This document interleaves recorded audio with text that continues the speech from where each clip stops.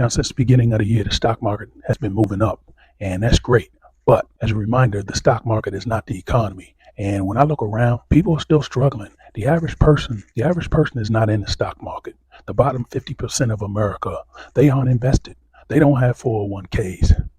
They don't have IRAs. They don't have portfolios and portfolio statements that they look at every 3 months. So when the stock market is soaring, it's not really directly benefiting these guys.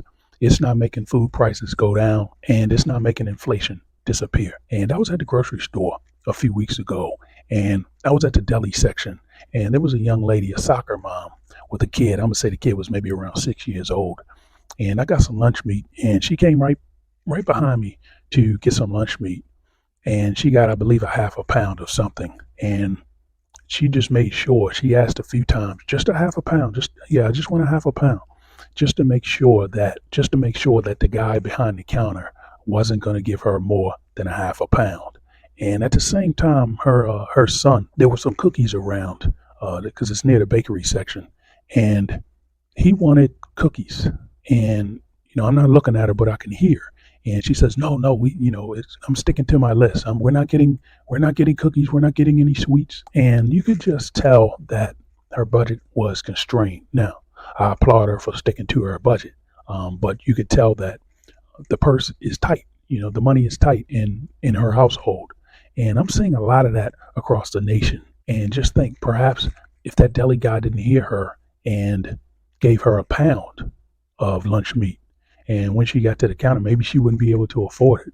Or if she paid for it, perhaps somewhere else, she wouldn't be able to pay for something else. So it just goes to show you that everyone is on a financial razor's edge in this country. Now, the stock market, yeah, it helps. It helps that it's going up. Some people can sell maybe that tech stock they had and pay off that boat that was about to be repossessed, or that jet ski that was about to be repossessed, and they can live on another day. But when we're seeing tech stocks go up 20 and 30% in a week, that's not helping grandma that lives on the other side of town. That's not helping the cost of her medication come down. That's not helping her electricity bill come down. Now, again, it's great. The stock market is going up. And right now, there aren't really too many economic metrics out there that's showing that there's really any growth. And as long as inflation persists, as long as oil is above $70 a barrel, we're going to have problems in this economy. And as long as I continue to see layoffs announced every day, even though the stock market is going up, I can't give the all clear in this economy. It's impossible. Right now, I think we're just flat. But at some point, these announced layoffs, they're going to catch up with this country.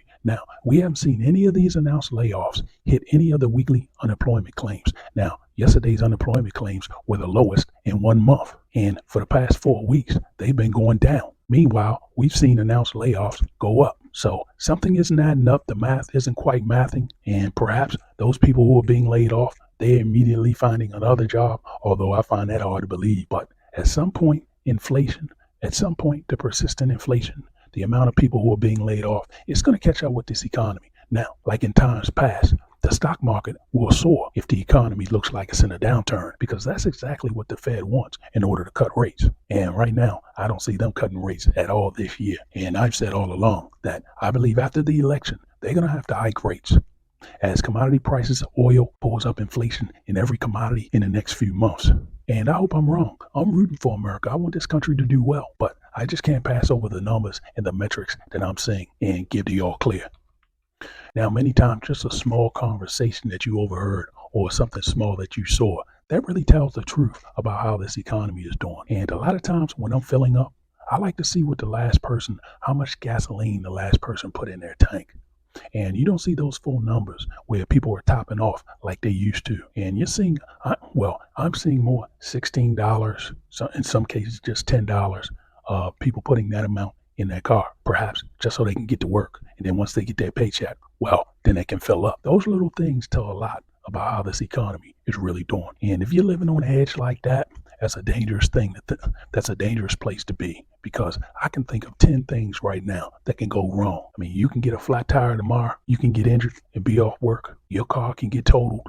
I mean, there are a slew of things that can go wrong. What can go right? Well, perhaps you can get a raise. Perhaps you can win the lottery. Those things are far-fetched. And if you're living on a razor's edge, I mean, over time, one of those bad things is going to happen. One of those misunfortunate things is going to happen. And that can set everything back. That can set you back financially 6 months and throw everything into a tailspin. Now, if you like this type of content, please like and subscribe. Thanks for watching.